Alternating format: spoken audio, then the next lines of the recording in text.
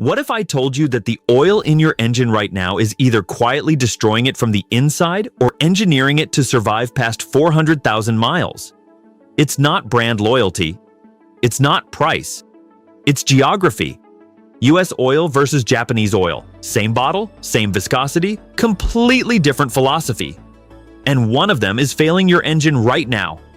Hit subscribe right now because here you'll learn the stuff most mechanics hide. Every week, I uncover the real science behind what keeps your car alive, not what the oil industry wants you to believe. Dealerships won't tell you this. Manufacturers won't tell you this. But I will. Section 1. The American Formula. Passing tests, failing engines. American oil companies operate on one principle: meet the minimum at the lowest cost. API certification, the American Petroleum Institute, sets the baseline standard for engine oil in the US market. And here's the problem. API standards are designed to prevent catastrophic failure, not to maximize engine life. The test protocol: survive 100 hours in a running engine without sludging, foaming, or losing viscosity. Roughly 5,000 highway miles. Pass, and you can print API certified on your bottle. But 200,000 miles? 400,000? The test doesn't ask. Your engine didn't ask for thinner oil. The EPA asked for it. Thin oil squeezes out an extra 0.2 miles per gallon, and across 1 million cars, that saves the manufacturer millions in CAFE fines. 5W30 became 0W20. Then 0W20 became 0W16. But here's what they won't tell you. That 0W20 they spec'd is protecting their balance sheet, not your bearings. Here's the kicker. ZDDP, zinc dialkyl dithiaphosphate, is the single most effective anti-wear additive ever developed for engine oil. In the 1990s, US oil had ZDDP levels around 1,200 to 1,400 parts per million. Today's API certified oils? Capped at 800 parts per million. Why? Because zinc can, over extreme mileage, reduce catalytic converter efficiency by roughly 2%. So the EPA mandated zinc reduction to protect emissions equipment. Translation: they decided your $800 catalytic converter is more important than your $4,000 engine. So what happens when you cut the best anti-wear additive by 43%? Flat tappet cam failures. NASCAR engine builders stockpiling pre-2004 oil formulations because modern oil can't protect aggressive cam profiles. Classic car owners buying diesel oil just for the zinc that used to be in their own oil. American base oils tell the same story. Most US full synthetic oils use Group 3 hydrocracked mineral oil, legally called synthetic in the US since a 1999 court ruling, but chemically it's refined crude, not built from the molecule up. True synthetic starts at Group 4, PAO, and Group 5, esters, engineered molecules. Japanese oil companies use them at significantly higher concentrations. The additive package in American oil is cost-optimized to death. Detergents, dispersants, anti-foam agents, friction modifiers, every component is calculated against a spreadsheet. The goal isn't maximum protection. The goal is maximum profit while barely passing API tests. Section 2. The Japanese Formula. Engineered to survive. Japanese manufacturers don't design engines to survive a 36-month lease. They design them to survive 300,000 kilometers of real-world abuse. And Japanese oil companies formulate to match that expectation, not a government test. JASO, Japan's automotive standards body, doesn't ask, does this oil prevent failure for 100 hours? Like API does. It asks, how well does this oil protect at 150 degrees Celsius under sustained load across its entire service life? The number that proves the gap, HTHS viscosity. At 150 degrees Celsius, bearing to journal temperature, oil loses 70% of its viscosity. Drop below 2.6 millipascal seconds and the hydrodynamic wedge collapses. Metal touches metal. Game over. American 0W20, 2.6 to 2.7, cliff edge. Japanese 0W20, 2.8 to 3.1. Cushion versus countdown. Molybdenum turns that gap into a canyon. MODTC plates onto metal under heat, forming a 0.5 micron sacrificial layer that shears instead of your bearings. American oil uses 3 to 5 times less because at $50 per kilogram, it contributes nothing to passing API's 100-hour test. The secret nobody in the oil aisle talks about: base oil. Idemitsu and INEOS use Group 4 PAO and Group 5 esters, real synthetics, built molecule by molecule, not refined crude. PAO resists 300 degrees Fahrenheit turboheat without oxidizing into sludge. Esters are polar. They electrostatically cling to metal, leaving a protective film that survives shutdown. Cold start your engine? 80% of wear happens in the first 30 seconds before oil pressure builds. That ester film is already there, protecting your cam lobes before a single drop reaches them. Group 3. American base oil does neither. Japanese additives follow the same over-engineering logic. Where American oil adds just enough detergent for 5,000 miles, Japanese formulations overdose on calcium sulfonate and magnesium. Why? Because Japanese engineers assume you'll stretch that oil change and formulate for the margin. American engineers assume you'll follow the maintenance minder. One philosophy trusts the manual. The other trusts reality. And engines are expensive. Section 3. Identical engines, different oil. Real teardowns. Theory is one thing. Metal doesn't lie.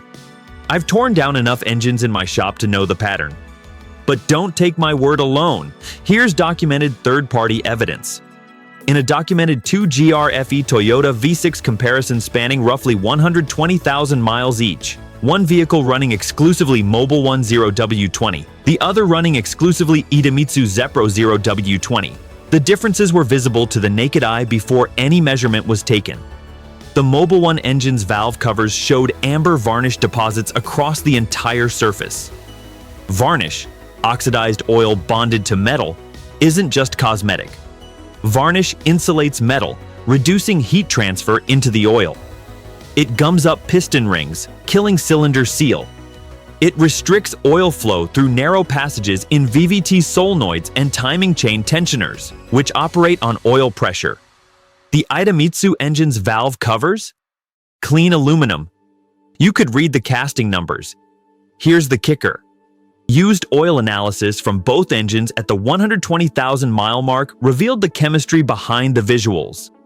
The Mobil 1 sample showed TBN, total base number, which measures remaining active detergent, dropped to 1.8. Below 2.0, the oil's acid neutralizing capability is effectively exhausted. The Idemitsu sample? TBN of 4.2, more than double the remaining protection. Wear metals confirmed the visual evidence.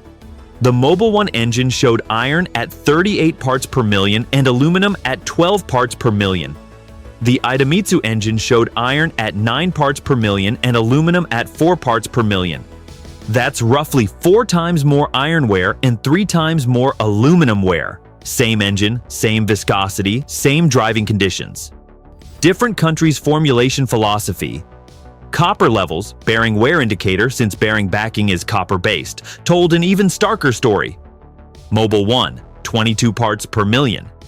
Idemitsu, 3 parts per million. Bearings are a $1,200 repair when they fail. The Idemitsu engine wasn't wearing its bearings at a measurable rate. My truck is at 180,000 miles on its original timing chain and original VVT actuators. Other trucks with the same engine in my area are already on their second or third set at $2,800 per timing chain job. The difference? I've been running Japanese formulation oil, specifically Idemitsu Zepro 5W30, since the day I bought it. Every single oil change. 5,000 mile intervals. And when I pulled the valve cover at 160,000 miles for a gasket replacement, my own mechanic said, "This looks like a 40,000 mile engine. That's not luck. That's molybdenum. That's ester base oil leaving a protective film every time I shut the engine off. That's a formulation designed to make engines survive, not designed to pass a minimum cost certification test." But wait, before you throw out every bottle of American oil in your garage, you need to hear Section 4. Because there's one scenario where US formulation actually makes more sense than Japanese formulation. And if you get this wrong, you could waste money protecting an engine that doesn't need it. Section 4. The verdict. What you should actually buy. Here's what it all comes down to. For most drivers, switching to a Japanese formulation oil costs roughly $15 more per oil change. That's the difference between an engine reaching 400,000 miles or dying at 140,000, between a timing chain lasting the life of the vehicle or failing at 120,000 miles. If you plan to keep your car past 150,000 miles, buy Japanese formulation oil. Specifically, Idemitsu Zepro or Ineos-Sustina. Idemitsu Zepro is the factory fill supplier for Toyota, Honda, Mazda, and Subaru in Japan. Their 0W20 formulation runs roughly 800 to 900 parts per million molybdenum, nearly double what Mobil One offers, and consistently posts the lowest wear metals in Japanese engine oil analysis. If you drive a Toyota, Honda, Mazda, or Subaru, this is the oil your engine was designed around. Ineos-Sustina is Japan's largest oil company. Ultra-high VI base oil from proprietary Group 4 PAO production. Their 0W20 and 5W30 formulations are API certified, but formulated to JASO and manufacturer standards that exceed API minimums by a wide margin. Ineos dominates the JDM performance market for a reason. Here's where the US formula makes sense. If you lease your vehicle. If you trade in every 3 to 4 years. If your ownership window is under 100,000 miles. In that scenario, a quality API-certified synthetic, Mobil One Extended Performance, Pennzoil Ultra Platinum, both of which use PAO-based stock, will keep the engine alive through your ownership. The engine won't fail. It won't sludge. The lease return inspection will pass, and the next owner absorbs the long-term wear. Every $15 saved per oil change over 10 years adds up to roughly $300. That $300 saved against one $2,800 timing chain job, one $1,200 VVT actuator replacement, or one $4,500 piston ring job, you do the math. For engines over 100,000 miles, consider stepping up one viscosity grade from 0W20 to 5W30. The slightly thicker hot viscosity provides roughly 35% more film strength at operating temperature, compensating for bearing clearances that widen with mileage. My truck has been on 5W30 since new. 180,000 miles later, every original joint is still tight. But forget brands for a moment. Forget marketing.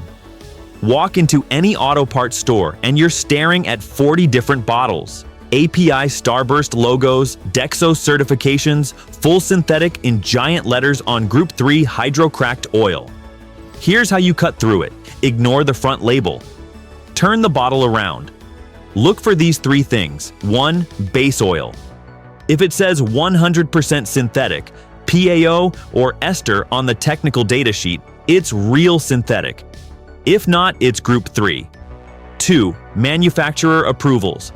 Skip meets and recommended for. Look for approved with a specific manufacturer spec number.